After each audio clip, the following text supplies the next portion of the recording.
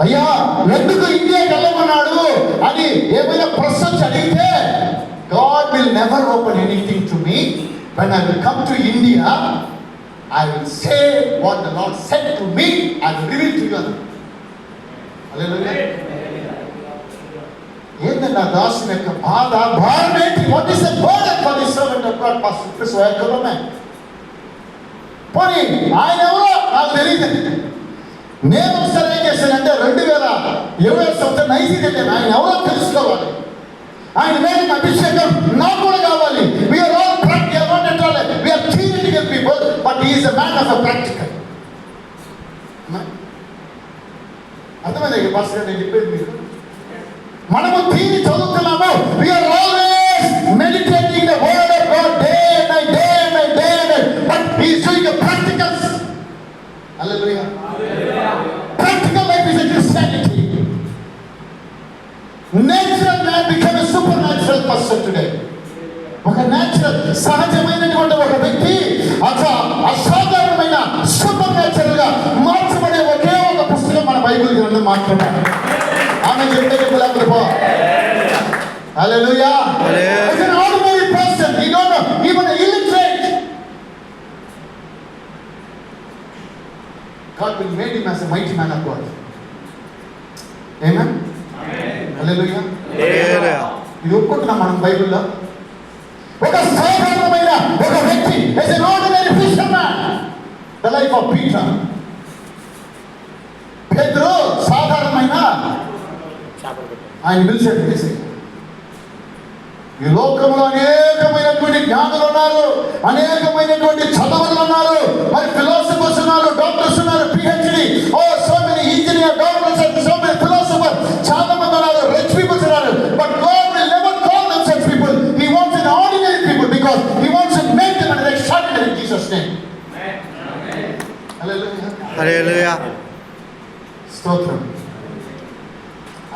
ఆయన కలుసుకున్నప్పుడు ఆయన ప్రార్థన చేస్తా ఉంటే ఆ కుర్చీలో కూర్చున్నటువంటి వారు, వీల్ చైర్లో కూర్చున్నటువంటి వారు చేస్తున్నాడు. అట్లే లేచి నిలబడి జనాలు పరిగెత్తా ఉన్నారు స్వస్థపరచబడి. He is the man of God, Pastor Chris Wayakulam. He is doing a practical experience in the Christianity. ఎందుకు వస్తున్నాడు ఇండియా కంటే, మనలో కోల్పోయినటువంటి అభిషేకాన్ని మరలా మనకు తిరిగి ఇచ్చి, ఈ క్రిస్టియన్ అనేటువంటి ఈ వ్యక్తి పోతున్నాడు, కొన్ని లక్షల కోట్ల మంది క్రిస్టియన్లు తయారు చేసి వెళ్ళిపోవాలా.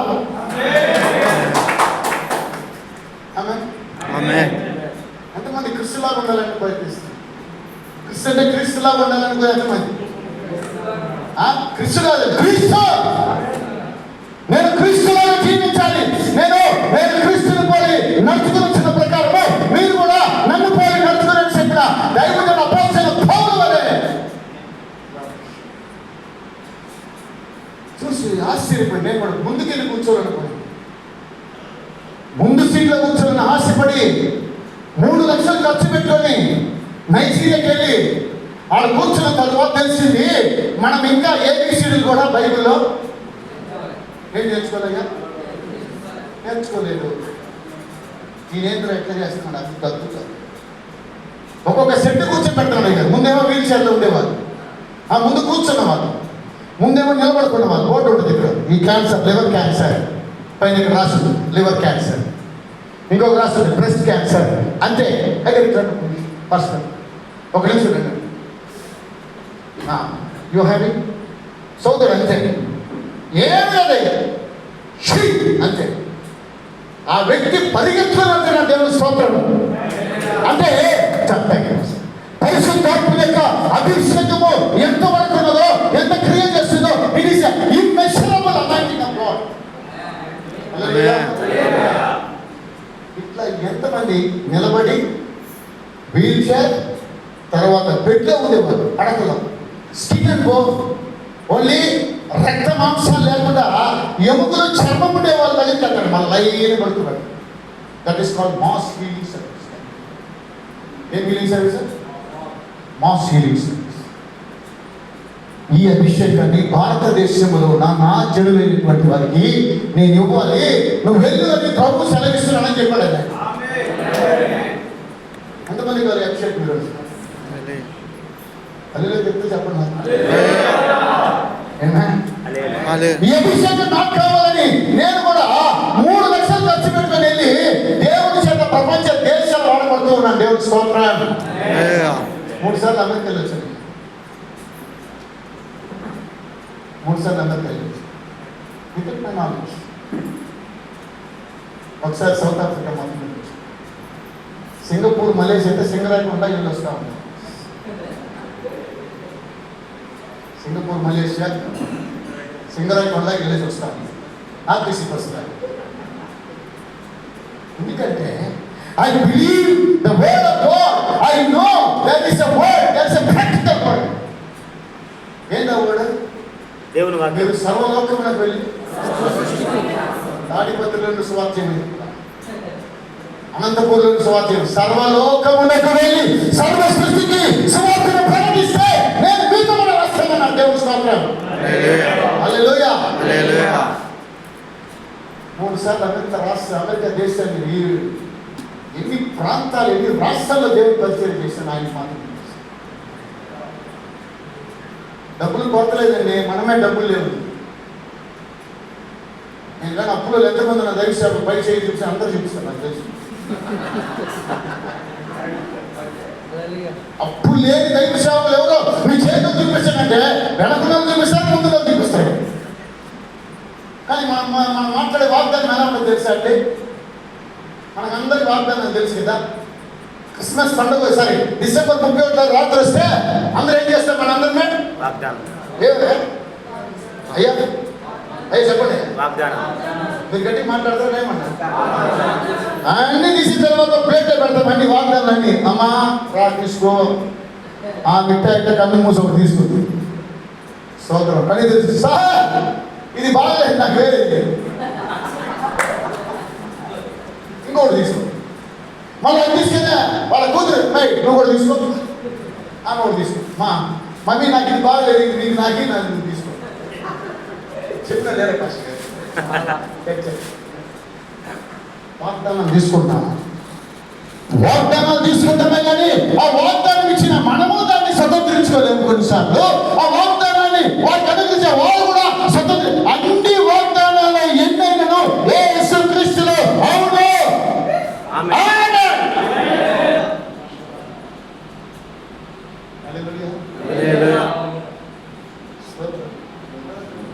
ఎంతమంది రుణబాధలు ఉండి చెప్పండి సార్.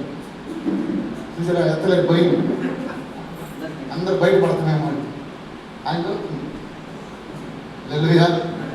నేను కూడా ఇట్లా వెళ్ళానండి శ్రీకృష్ణ గారి మీటింగ్. ఫస్ట్ అభిషేకాన్ని పొందుకోవడానికి. రెండవది ఆయన ఫైనాన్షియల్ బ్రేక్ త్రూ గురించి మాట్లాడతాడు. Every Christian should not be a beggar, he should be a rich man in the world అంటాడు. అర్థమైందా చెప్పి? ప్రతి క్రైస్తవుడు భిక్షగాడు కాదు, వాడు కోటీశ్వరుడిగా మార్చబడాలని దేవుని యొక్క చిత్తం అంటున్నాడు.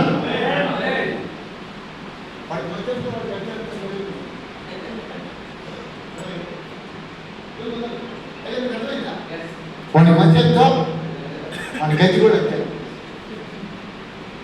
మనం ఎప్పుడు కూడా అయ్యా మాకు వద్దయ్యా డబ్బులు, మాకు సేవలు డబ్బులు వద్దయ్యా, వద్దా సరే బాగుంటుంది దేవుడు, నీ వదిలేరా నీ ఇష్టాన్ని వెళ్ళిపో. మనం చెప్పే వాక్యము 2వ కొరింథీ 8వ అధ్యాయం 9వ అందరూ తెలుసు. చెప్పండి. 2వ కొరింథీ ఆయన ధనవంతుడయ్యుండు. చెప్పు ఫాస్ట్‌గా. ఆయన ధనవంతుడయ్యుండు. ఫాస్ట్‌గా చెప్పండి. లోకంలో ఎవరు డబ్బులు వెళ్ళడు? అయితే ప్రపంచంలో డబ్బులు వెళ్ళడు.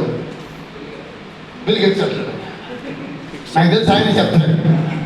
నేను వెళ్ళలేదే, నేను డబ్బు వల్ల వెళ్ళలేదే, నేను బిల్ గేట్స్ ఎందుకన్నా అంటే నీకు సత్యం తెలియలేదని అర్థం. హల్లెలూయా. బిల్ గేట్స్ వాడాలి. ఆయన కూడా క్రైస్తవుడే, ఆయన కూడా క్రైస్తవుడే. అయితే మనము అయ్యా నా జీవితంలో నేను సత్యం చెప్తాను, దేవుడు సాక్షి, దేవుడు నామం మహిమపరచబడును గాక. ₹1 అప్పు లేకుండా దేవుడు సేవ చేపిస్తున్నాను.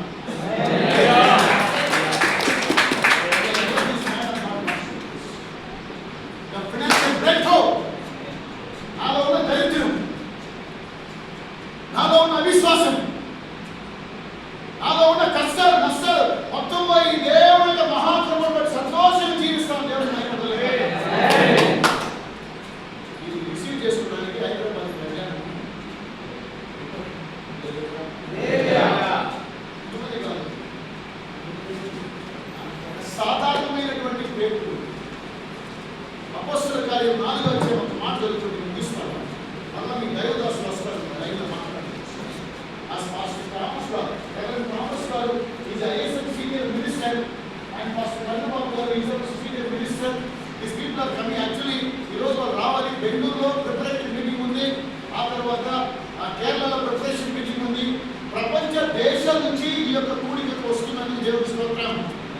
హల్లెలూయా. ఆమేన్. అపోస్తలుల కార్యం 4:13 ఒకసారి చదువుదాం. అపోస్తలుల కార్యం 4:13 వారు పేతురు యోహానుల ధైర్యమును చూచినప్పుడు వారు ఏది పాటలు విద్య లేదు.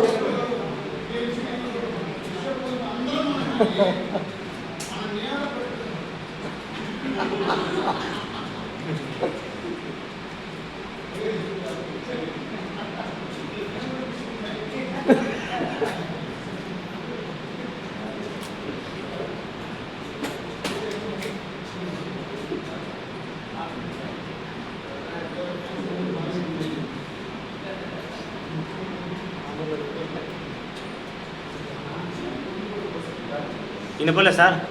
ఇది పొందుకోవడం కోసం మీరు రండి. You must receive this anointing from me. హల్లెలూయా. హల్లెలూయా.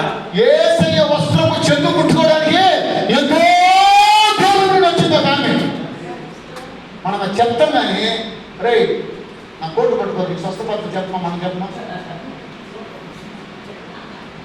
చెప్పండి పత్రి అయ్యా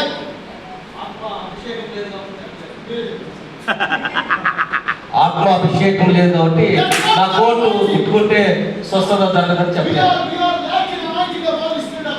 మనకి పరిశుద్ధాత్మ అభిషేకం ఎప్పుడు 24 గంటలంట ఆయన చెవు దేవుడి యొక్క స్వరానికి దగ్గరగా పెట్టుకుంటాడంట. పాస్టర్ క్రిస్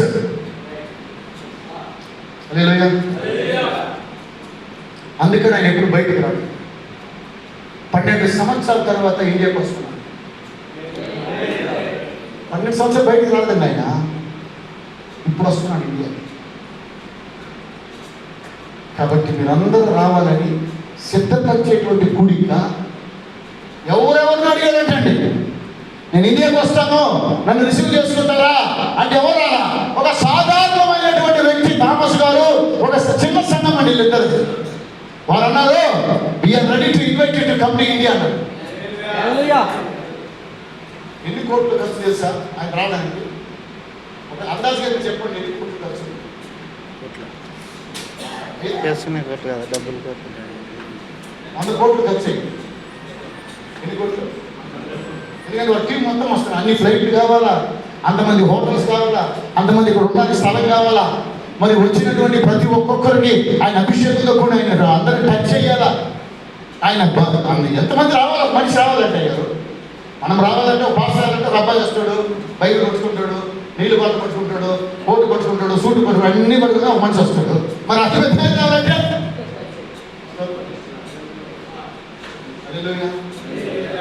అందుకని పాస్టర్స్ ఎవరైతే వస్తారో నా మీద నా యొక్క వస్త్రాన్ని వారి మీద వేసేసి భారతదేశంలో మండించిపోవాలని వస్తున్నాను. మనకు లేదండి ఈ యొక్క భారము, మనకు లేనటువంటి భారము దేవుడు నైసీరియాలో ఉండే వాళ్ళకి పెట్టాడు. దేవుడు స్తోత్రం కలుగును గాక. ఇక్కడ మన 24 తనుకోవడమే జరిపోయింది. అభిషేకం ఎప్పుడైనా మనం పొందుకొని అయ్యా ఆ సంఘములో ఉన్న ప్రతి ఒక్కరు దీవించబడాలి, ఆ సంఘము ఆశీర్వదించబడాలి, ఆ సంఘము కోటీశ్వరులుగా మార్చబడాలి, ఆ సంఘములో ఉన్నవారు స్వస్థత కలిగి జీవించాలి, ఆ సంఘములో ఉన్నవారు అభిషేకంతో నింపబడాలి, ఆ సంఘములో ఉన్నవారు రోగములో కూడా జీవించి మా సత్కరించని అలంకరించబడి యేసుక్రీస్తు రాకడలో ఎత్తబడే సంఘంగా ఆ సంఘం ఉండాలి అనుకున్న వారు మాత్రమే సపోర్ట్.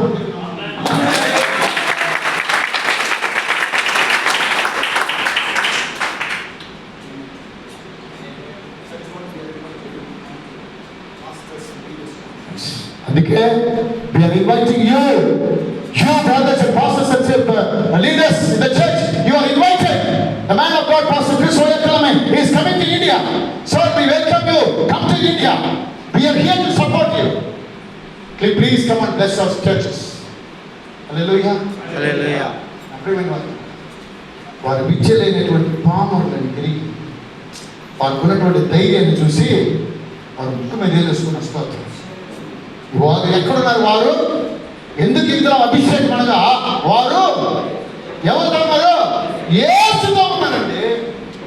మనం ఎంతమంది చేస్తాం? అయ్యో మంచి సబ్జెక్ట్ చెప్పారు. We are the friendship.